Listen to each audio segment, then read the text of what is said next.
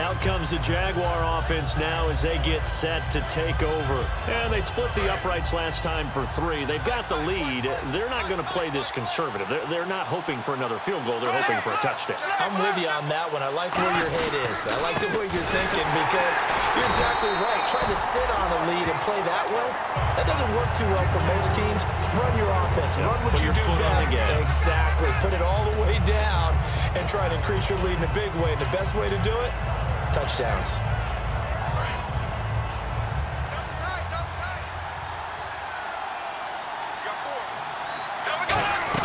They'll run it again with Yeldon. And he got blown up on that play. Back at the 20. Call that a loss of 5 yards on the play. And they're going to be staring at a 3rd and long here.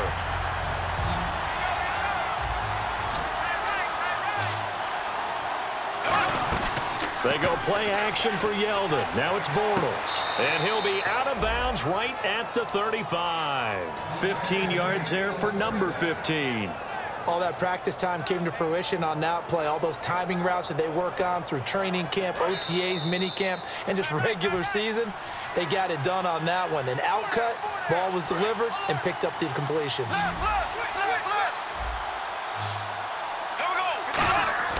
Bortles now on 1st down. Completes it to Lee. And he'll be taken down, but not before he gets into enemy territory. And now the passing game here in the 2nd quarter starting to heat up a little bit. Don't you feel the rhythm starting to happen, right? You see it. Now the confidence is starting to rise. I think now as a play caller, because that has happened, you lean on it a little bit more. You don't go totally away from running the football, but you do say, guess what? We can throw it well with a whole lot of confidence. It's a tried and true formula, and I don't think it'll change for as long as we play football. If someone's trying to throw the ball and you can put pressure on them and make it tough, that's only going to help your defense. Yeah, he's since being hurried. He got rid of it before taking the hit, but incomplete. On 2nd down, here's Yeldon. And he'll lose yardage here. Back at the 47. It goes as a loss of 6. And now 3rd down. When I watch plays like that, I give a lot of thanks that my DNA did not make me an offensive tackle, because that is a very difficult job to hold your block against a really good defensive end and hang on to it so your runner can get to the edge and do it without holding. I don't know that that's really possible for very many people. And he couldn't hang on. Almost an interception there defensively. Instead, it brings up 4th. And the Jaguars send out their punter as he's on to punt for the first time this afternoon.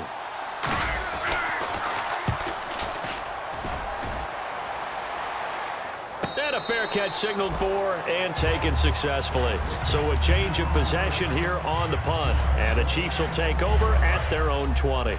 And now here comes Kansas City. And after the field goal last time, we'll see what they can get here. At least they got points out of the last drive, Charles. I've never met an offensive coach that didn't want to drive to end with a kick. Most of them want to end with a PAT, right? In this case, a field goal, they'll take it. Way better than the alternative, which is a punt. Yeah, but you've met fan bases that wanted that, that weren't happy with that field goal. I haven't met a fan base yet that wants to drive to end with a kick, other than the extra point. That's it. Manziel. Oh, the ball comes out on the hit, but they'll say it's incomplete. Albert Wilson, the intended receiver there. And it's 3rd down. And the offense looking to pick up the 1st down after the 2nd down incompletion. On 3rd down, he'll drop to throw. On the screen, complete to Spiller. And he'll get to the 29-yard line, brought down there. And now the Jags defense deciding to call a timeout. It's just their first, so they'll have 2 remaining here before we get to halftime.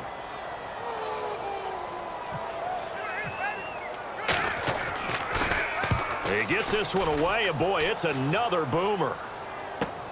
This is fielded at the 7. So possession goes over here on the punt. And out will come the offense as they take over. And now out come the Jags. And we'll see how this is played. Offensively, they've got the lead. Not a whole lot of time left. What do you think, Charles? Well, it's tempting to try and add to your lead. But a mistake there, that could change things in a big way. I say go ahead, take the knee, get on out for the half.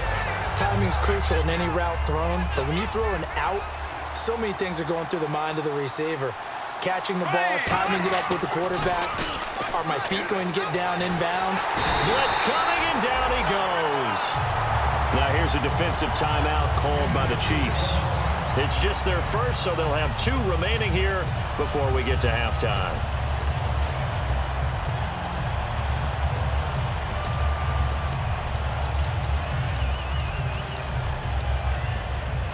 So a big sack on second down. Now let's see what the offense has in store for third.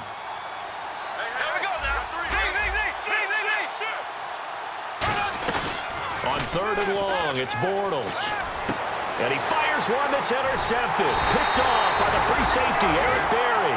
And they have possession, and they have it at the 38-yard line. Now the Chiefs offense, they get ready to head on the field. And where the ball is now, you got the field goal pretty much in the bag. Now do you try for the end zone a couple of times? I don't think there's any question about it. You might get a gift of 6 points. Now hold everything here. We're going to get a timeout by the offense. The first rounder, Jalen Ramsey, with a stop. So that means they're down to 1 remaining here as we head toward halftime. Watch left, watch left. Tight end to the left, tight end left. Set, move, left. Here's Manziel. And he is out of bounds inside the 30. Call it a gain of 7, and it gets him a new set of downs. Timing is everything, and they work on this cut all the time. They work on all the timing patterns, and this time it paid off for them. Worked him to the center of the field, cut it to the outside, ball's delivered, gets both feet down for the completion. Detroit! Detroit! Now let's go! Over! And the first carry for the former Clemson Tigers, C.J. Spiller. Give him 6 yards, and they do convert on third. Now whistles come in. We're going to get a timeout here by the offense. And with halftime on the horizon, they'll be out of timeouts from here forward. And Santos able to put this one up and through. It's good. Well, that came a little abruptly here. Still working on my apple up in the booth. Hang on here. Let me spit this out. And we can get to the third quarter now. This is fielded a couple yards deep. And a pretty good return here. He'll be stopped just shy of the 25 at the 24-yard line. Here comes the Chiefs offensive unit as they'll have it to begin quarter number 3. They have a chance to break our tie here as we get a look at the first drive of quarter 3. And it's such a tone setter, isn't it? Because both sides trying to seize momentum to begin the half. What do they have dialed up that'll give them an advantage to move the ball downfield? Let's find out what they have dialed up. Some pretty good coverage there, and both of these defenses, they've had good coverage throughout this one. No doubt about it, and in today's NFL, where we're used to a bit more scoring, this feels like... Trying to fight his tight end, Kelsey, and it's intercepted. Picked off by Barry Church, and they will take over at the 29-yard line. Here comes the Jags offense now. Time for their first possession of half number 2. Tie game, but they'll get excellent starting field position here to begin the second half. And it's the starting field position that makes it all... Nowhere to escape, and he goes down. D. Ford in there to drop him, and it'll be a loss of about 8. Man, he got in there so quickly, Charles. What could the offense have done to adjust and account for that? But what you're hoping is that you figure out, you see, and get a clue that maybe there's going to be some pressure coming at you. You change the blocking schemes. Maybe you go to max protection. The biggest ones, maybe you bring your running back in to try and keep you clean. But in that case, that didn't happen. 0 accountability, and a sack resulted. They come out here in the eye. Now Bortles will give to Yeldon. And he'll fight his way down right around the 12. 2 yards on the carry there. It'll be second down. Tough day, tough sledding right there, and it's been that way the entire game. Not a whole lot of room to ramble for him. Yeah, you're right. It's been that way all afternoon. Didn't get a whole lot better there.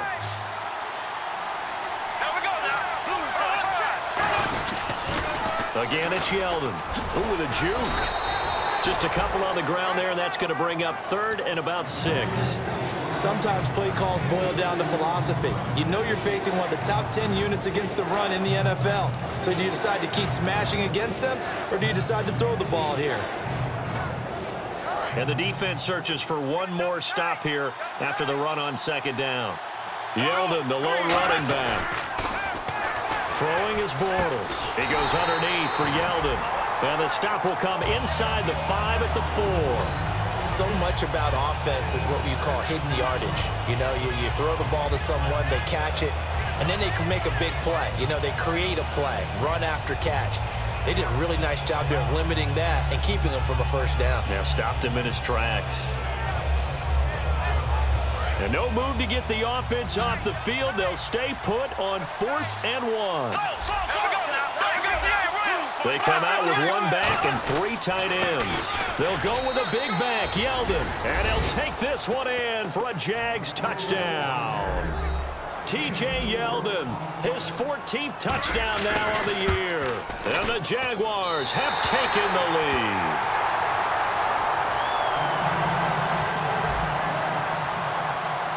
And after the touchdown, here's Myers to boot it away. This is fielded a couple yards deep. And the decision to come out is going to cost him 5 yards with a new rule as he's taken down right at the 20-yard line. And now here comes Kansas City. And following the interception, we'll see what they can put together on this drive. I can hear my old college coach right now. He always used to tell us before every game, the team making the fewest mistakes will win. What they're hoping is that last mistake is their only one of the game. Coaches, that's all they talk about, turnovers, right? Minimizing those and maximizing opportunities. Trying to shake off the interception. He'll look to throw. To the right side, it's Kelsey. That throw good for 4. It's 2nd down. Well, the strategy was evident there. Get it to your tight end and make it a one-on-one play with a cornerback. Who's usually going to win that one? The tight end, but not there. Not in this situation. How about the corner defeating that logic and making a really nice tackle? And incomplete there. A nice hit. Jars the ball free and brings up 3rd down. One of the best routes, one of the favorite routes of any play caller. He just ran that one. Nice little angle route. That's supposed to be a catch, and usually it is, and the running back dropped it. Yeah, I mean, he's a running back, but he's got hands. He should have caught it. The veteran Jeremy Maclin was the intended target, and that brings up 4th down. Here's Dustin Colquitt now, as he's on to punt for Kansas City.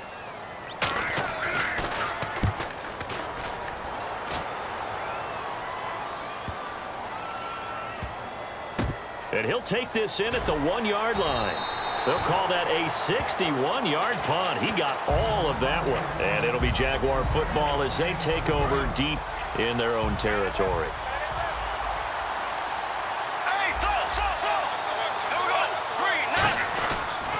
They'll try and get the run game going. This is Yeldon.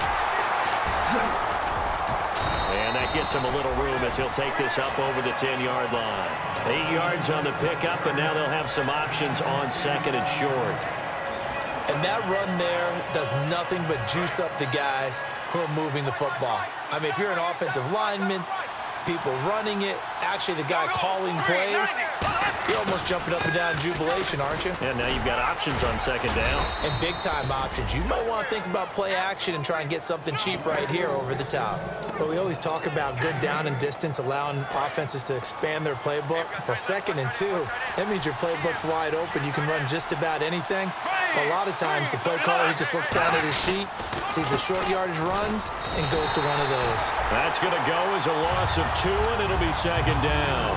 The defense won that play so fast that I think if the running back even had time to notice if anyone was there, it was just a blink of an eye, and there was a loss on the play.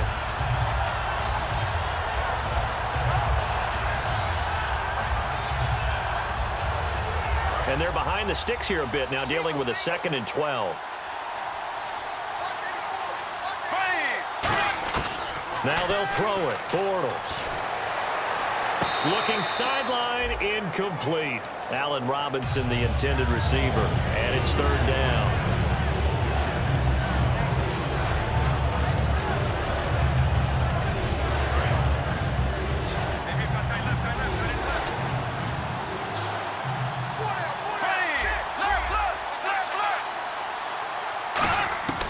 Throwing his Bortles on 3rd down. And he's got it to Hearns. And he'll be out of bounds near the 30. The 13 yards that time at a first. Fresh set of downs here. So he makes the grab and the chains move forward. Nice job by the offensive line, giving them time to complete that